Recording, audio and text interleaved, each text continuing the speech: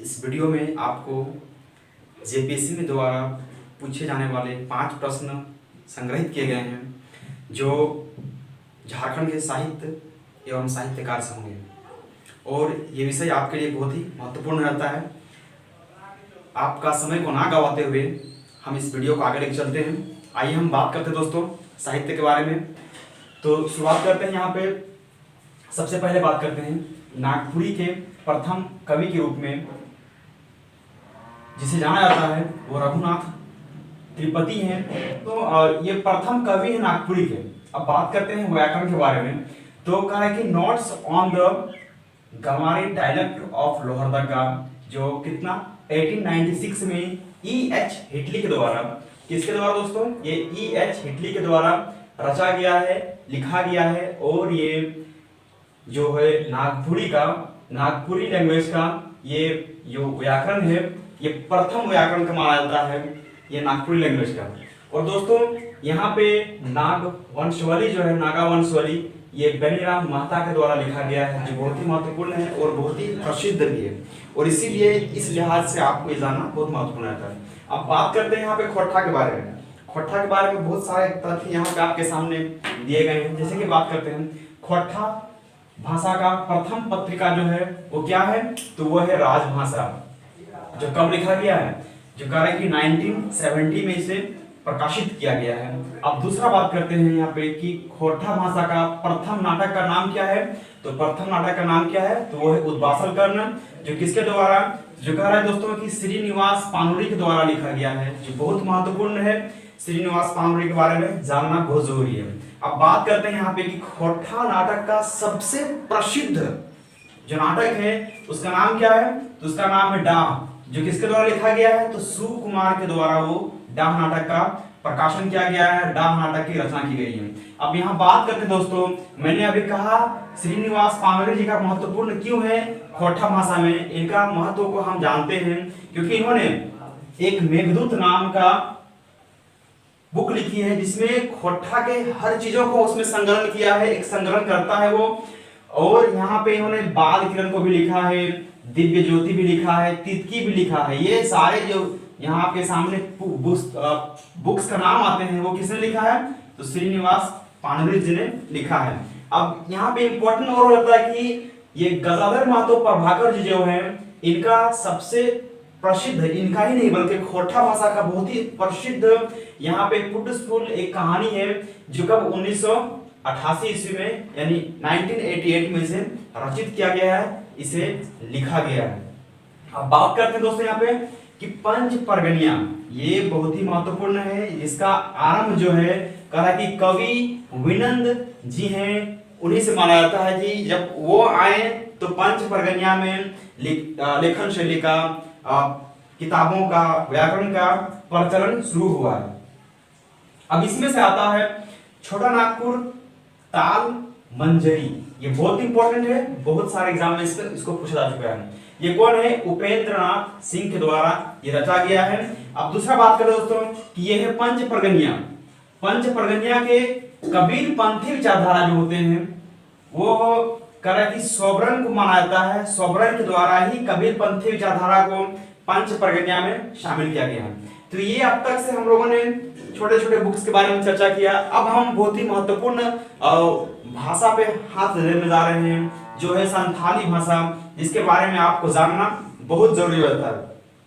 तो सबसे पहले बात करें यहाँ पे कि an introduction to the Santhali language, जो किसके द्वारा, जो फिलिप के द्वारा लिखा गया है, फिलिप्स के द्वारा लिखा गया है, जो कब 1852 ईस्वी में लिखा गया है। और ये संथाली भाषा का प्रथम पुस्तक है जिसे फिलिप्स के द्वारा 1800 यानी 1852 में लिखा गया है। दूसरा कार्य दोस्तों कि यहाँ पे कि a grammar of the Santhali language किसके द्वारा लिखा गया है? तो कहा कि L.O. स्क्रिप्स रूट्स के द्वारा लिखा गया है, ये रचना किया गया है। और ये संथाली भाषा का पहला ग्रामर है और इसकी रचना कब की गई है? तो 1873 में की गई है। अब यहाँ पे आपको मैं बता दूं दोस्तों कि कुछ चीजें यहाँ पे छूट रहे हैं। 12 के द्वारा भी एक बुक लिखा गया था जो क्या था? Santhali English and English Santhali grammar, उसको लिखना जरूरी रहता है। कौन थे?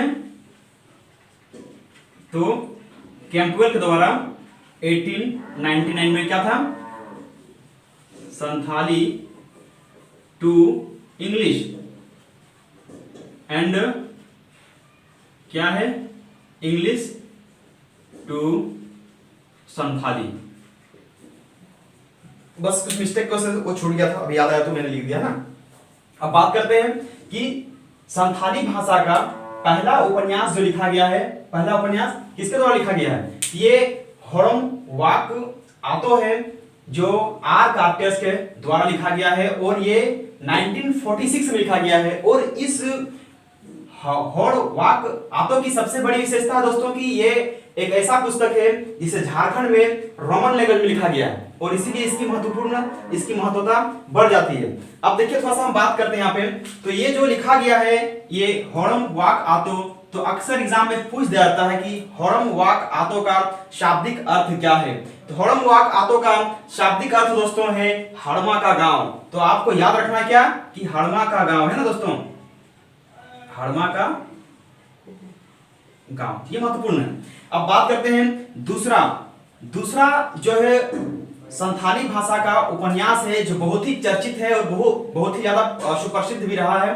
तो कौन है वो, तो वो है मुहिला चेचत दाई जो ननकू सोरेन के द्वारा रचित किया गया है। अब बात करते हैं यहाँ पे कि संथाली भाषा का प्रथम नाटक के बारे में बात करते हैं, तो ये कौन है, विदु चंदू या फिर जिसे हम विदु चंदन भी कहते हैं, जिसे रघुनाथ मुर्मू के द्वारा उड़िया भाषा में मतलब कि उड़िया लिपि में पहला इसका प्रकाशित किया गया था और दूसरा प्रकाशन इसको बांग्ला भाषा में किया गया था। याद रखिएगा रघुनाथ मुर्मू के द्वारा लिखा गया था क्योंकि ये प्रथम नाटक है किसका, संथाली भाषा का, इसलिए इंपॉर्टेंट है। और साथ ही साथ रघुनाथ मुर्मू बहुत ही सुप्रसिद्ध व्यक्ति हैं क्योंकि इन्होंने ही संथाली भाषा के लिए एक महत्वपूर्ण लिपि का आविष्कार किया था जिसे क्या कहते हैं, जिसे हम ऑल चिकी लिपि कहते हैं, जो कब किया गया था, तो 1941 में किया गया था या फिर किसको कह सकते हैं कि 1941 में किया गया था। क्या था, तो था ऑल चिकी, याद रखिएगा इंपॉर्टेंट है। अब बात करते हैं यहाँ पे कि प्रथम काव्य संग्रह का नाम क्या है, तो प्रथम काव्य संग्रह का नाम क्या दोस्तों, तो संथाली भाषा का प्रथम काव्य संग्रह कुकमू है जिसका शाब्दिक अर्थ होता है स्वप्न। अब यहाँ पे इस कुकमू की जो पुस्तक है उसकी रचना किसने किया है, तो ये बाल किशोर साहू के द्वारा किया गया है और इसकी सबसे बड़ी विशेषता यह है कि ये देवनागरी लिपि में लिखी गई है।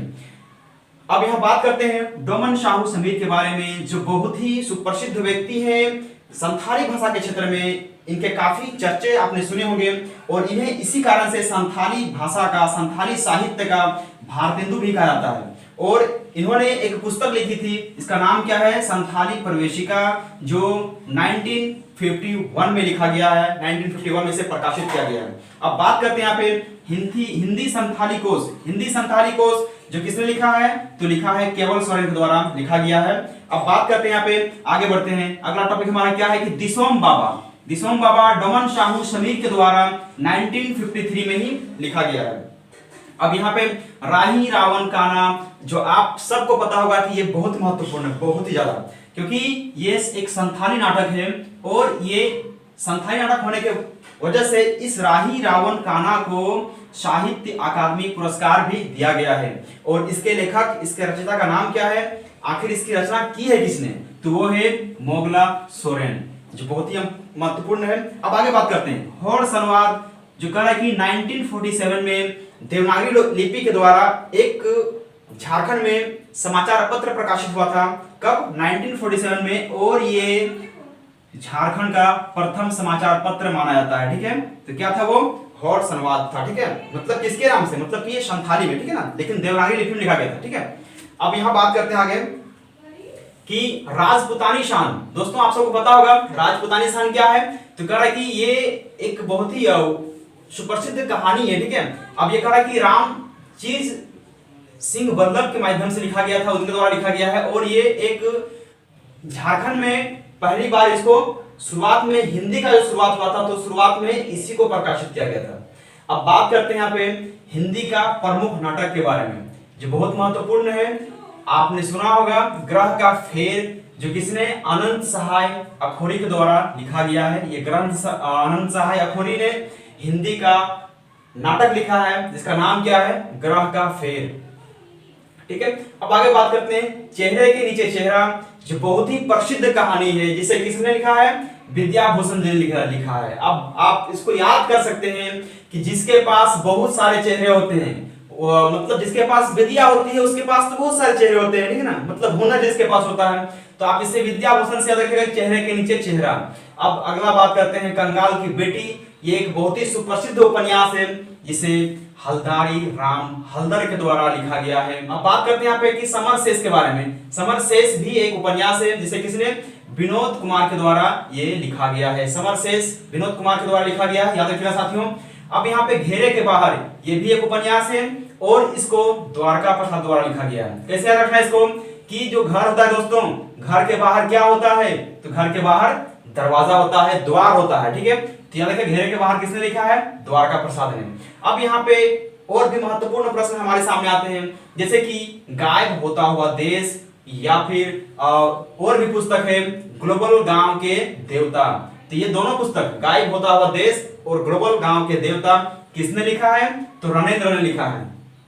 इससे प्रश्न जेपीएससी में बन चुका है। अब बात करते हैं यहाँ प्रथम पीढ़ी के जो कहानीकार हैं वो कौन है, वैद्यनाथ पोद्दार है। आपको याद रखना है, बहुत ही महत्वपूर्ण है। झारखंड में पत्र पत्रिका की शुरुआत जो मानी जाती है वह 1980 यानी 1980 को माना जाता है, और ये GEL मिशन के द्वारा इसे प्रकाशित किया गया था, शुरुआत किया गया था। और शुरुआत में जो प्रथम पत्रिका निकाली गई थी झारखंड में हिंदी में, वो क्या था, वो था घर बंधु। तो याद रखिए दोस्तों, घर बंधु प्रथम पत्रिका है जो 1980 में निकाला जाता है और GEL मिशन के द्वारा निकाला जाता है। अब छोटा नागपुर का जो प्रथम, छोटा नागपुर एक पत्रिका है दोस्तों, जो कह रहा है कि पंडित मामराज शर्मा के द्वारा 1924 में इसे रचा गया है, इसे प्रकाशित किया गया है, छोटा नागपुर पत्रिका। ठीक है, अब बात करते हैं यहाँ पे कि प्रथम पुस्तक के बारे में, किसके बारे में, तो मुंडारी भाषा के बारे में बात करते हैं। तो मुंडारी भाषा और मुंडारी साहित्य का प्रथम पुस्तक का नाम क्या है, तो मुंडारी प्राइमर है, जो 1873 में इसे लिखा गया है, और जो किसने, GC हिटली के द्वारा ये लिखा गया है। बहुत महत्वपूर्ण है, ये प्रथम लोक साहित्य कह सकते हैं मुंडारी भाषा का। ठीक है, अब आगे बात करते हैं कि मुंडारी साहित्य का प्रथम व्याकरण का नाम क्या है, तो वो है मुंडारी ग्रामर, जो 1882 में ए नॉर्ट्रेट के द्वारा रचा गया है। ये भी इंपॉर्टेंट है। अब यहाँ पे करा कि मुंडास एंड देयर कंट्रीज, इसके लेखक का नाम क्या है, तो ये है HC राय है ना, और ये 1912 में इसको लिखा गया है। अब आगे बात करते हैं दोस्तों, हमारा अगला जो बुक है वो कौन है, मुंडारी इनसाइक्लोपीडिया, जिसे आप सबको पता होगा और हम सबको पता होगा कि इसे मुंडारी भाषा का, मुंडारी साहित्य का विश्व कोश कहा जाता है। और इसीलिए इस विश्व कोश को इतना महत्वपूर्ण दिया जाता है क्योंकि मुंडारी इनसाइक्लोपीडिया में मुंडारी का हर एक सार तत्व को, उनके हर एक शब्द को इसी में मतलब जितना भी आपको मुंडारी में शब्द चाहिए वो आपको शब्द इसी इनसाइक्लोपीडिया में मिलेगा। तो इसकी रचना किसने किया है, तो कौन है, वो हाफमैन है, आपको याद रखना है। अब बात करते हैं यहाँ पे कि मुंडारी फोक टेल जो है वो 1956 में पीके मित्रा के द्वारा लिखा गया है। मुंडारी फोक टेल 1956 में पीके मित्रा के द्वारा लिखा गया है। दोस्तों अब तक से मैंने आपको जितना कहा है वो बहुत ही इंपॉर्टेंट है, इसलिए ध्यान से देखिएगा, वीडियो को स्किप बिल्कुल मत कीजिएगा। मुंडा ध्रुव जो कह रहा है कि WC ऑर्चर के द्वारा लिखा गया है, मुंडा ध्रुव बहुत ही महत्वपूर्ण है। अब बात करते हैं मुंडारी टूट को ठारी, ये एक पुस्तक है, ये एक बुक है, मुंडारी टूट को ठारी, जो कह रहा है कि रामदयाल मुंडा के द्वारा लिखा गया है। और इसे, इस बुक को लिखने की वजह से 2000 ईस्वी में इन्हें साहित्य अकादमी पुरस्कार भी दिया गया है, और इसीलिए इसकी इंपॉर्टेंस बढ़ जाती है। जब रामदयाल मुंडा की बात की तो रामदयाल मुंडा के द्वारा आदि धर्म के नाम की एक पुस्तक भी लिखा गया है, आप लोग इसे भी याद रखिएगा। अब बात करते हैं यहाँ पे जगदीश त्रिगुणित के बारे में। जगदीश त्रिगुणित का है कि मुंडारी लोक कथा का सुप्रसिद्ध साहित्यकार हैं, तो इनके बारे में, कथाकार हैं, इनके बारे में जानते हैं। इन्होंने सोसा बोंगा लिखा है, सोसा बोंगा, जो बहुत ही महत्वपूर्ण है। अब यहाँ पे जयपाल सिंह मुंडा के द्वारा भी कुछ रचना किया गया है। जयपाल सिंह मुंडा ने क्या लिखा है? तो आदिवासी सकम लिखा है। ये भी इंपॉर्टेंट है दोस्तों। ये आप हम लोगों ने बात किया मुंडारी भाषा के बारे में, जो काफी महत्वपूर्ण था और इंपॉर्टेंट था। अब आगे बात करते हैं। यहाँ पे हमारा अगला जो भाषा है वो क्या है? वो कुडुख भाषा है। तो कुडुख भाषा और साहित्यकार में कह रहा है यहाँ पे कि एक डांडी जो कह रहा है कि बिहारी लकड़ा के द्वारा लिखा गया है। इस पुस्तक की वजह से वर्ष 2005 में इन्हें साहित्य अकादमी पुरस्कार दिया गया है। अब हम आगे बात करते हैं एक कविता संग्रह के बारे में। क्या है वो कविता संग्रह? कह रहा है कि मुतापुंप झुंपा। मुतापुंप झुंपा जो किसने? देवेल कुजुर के द्वारा लिखा गया है। मुतापुंप झुंपा देवेल कुजुर के द्वारा लिखा गया है। किसका है? ये कविता संग्रह है कुडुख भाषा का। बस इतना ही आपको याद रखना है। अब दोस्तों थोड़ा सा आगे बढ़ते हैं। कुछ चीजें यहाँ पे जो मैंने आपको अब तक से सारे फैक्ट्स बताए हैं, बहुत सारे इसमें इंपॉर्टेंस, ये सारे फैक्ट हैं, सब के सब इंपॉर्टेंट है, किसी को भी नजरअंदाज मत कीजिएगा। अब आगे बढ़ते हैं कि the grammatical construction of the हो लैंग्वेज। कह रहा है कि ये हो लैंग्वेज का एक ग्रामर है जो कह रहा है कि हो साहित्य का प्रथम पुस्तक भी इसे माना गया है। अब यहां बात करते हैं कि फोकलोर ऑफ कोल्हान। कह रहा है कि फोकलोर ऑफ कोल्हान क्या है? तो कह रहा है कि ये प्रथम लोकगीत है, ठीक है, जिसे हो जनजाति के द्वारा लिखा गया है। प्रथम लोकगीत है जिसे हो जनजातियों के द्वारा लिखा गया है। अब यहाँ पे बात करते हैं यहाँ पे कि हो व्यक्ति के द्वारा लिखी गई पहली पुस्तक अगर पूछता है, हो व्यक्तियों के द्वारा लिखी गई पहली पुस्तक, तो क्या है वो? तो रुमुल है, जिसकी रचना किसने किया है? सतीश कोड़ा सेंगल ने किया है, जो हो व्यक्ति द्वारा लिखी गई प्रथम पुस्तक है। अब बात करते हैं हो दुरुंग। हो दुरुंग क्या है? तो कह रहा है हो दुरुंग एक कह रहा है कि हो साहित्य का महाकाव्य है। हो साहित्य का महाकाव्य किसे कहा गया है? तो हो दुरुंग को कहा गया है। अब इसकी रचना किसने किया है? तो W.C. आर्चर ने किया है। इतना क्लियर हो गया। अब आगे बात करते हैं introduction to the Kharia language. Kharia भाषा के बारे में हम लोग बात करने जा रहे हैं। तो कह रहा है कि introduction to the Kharia language पुस्तक की रचना किसने किया है? तो G.C. बनर्जी ने किया है। अब आगे बात करते हैं कि खड़िया शब्दकोश किसने लिखा है? तो फ्लोर चैंसन से लिखा है। अब आगे बात करते हैं कि द खड़ियाज पुस्तक को किसने लिखा है? तो S.C. राय ने लिखा है। और ये खड़ियाज पुस्तक इसलिए महत्वपूर्ण है क्योंकि इसमें खड़िया भाषा और साहित्यकार का जितना लोकगीत है, इसमें लोक कथा है, और इसमें जितने भी लोक मंत्र हैं वो सारे खड़िया भाषा के लोक मंत्र हैं, और वो सब इसी द खड़ियाज में मौजूद है। द खड़ियाज में इसका वर्णन एक्सप्रेशन किया गया है। अब आगे बात करते हैं an introduction to the Oraon language, जो किसने लिखा है? तो ये माइकल फ्लेक्स द्वारा लिखा गया है। तो ये भी इंपॉर्टेंट है। अब आगे दोस्तों कुछ चीज मैं आपके सामने यहाँ पे ये जो फैक्ट अब आपको बताने जा रहा हूं, इससे बहुत बार प्रश्न बन चुके हैं और लगातार मतलब प्रश्न बनते ही जा रहे हैं। जैसे कि बात कर रहे हैं यहाँ पे ये कोचे कड़वा, इसे किसने लिखा है? सुलेमान मुर्मू के द्वारा लिखा गया है। ये कह सकते हैं कि ये एक विविध पुस्तक है जिसमें नहीं बताया गया कि ये मतलब कि किसी खास भाषा विषय पर इसमें नहीं लिखा गया है, ठीक है। तो सुलेमान मुर्मू के द्वारा क्या लिखा गया है? कोचे कड़वा। उसके बाद खेरवाल बांसो धर्म पोथी, जो कह रहा है कि मांझी रामदास टुडू के द्वारा लिखा गया है, खेरवाल बांसो धर्म पोथी। अब आगे बात करते हैं आरण्य अधिकार। दोस्तों ये आरण्य अधिकार किसने लिखा है? महाश्वेता देवी ने लिखा है। महाश्वेता देवी आरण्य अधिकार, इसे क्या कहा गया है? इसे जंगल का अधिकार कहा गया है, और ये बांग्ला भाषा में लिखा गया है। और इसकी उपलब्धि ये दोस्तों कि ये इतनी सुप्रसिद्ध हुई कि इसे 1979 में साहित्य अकादमी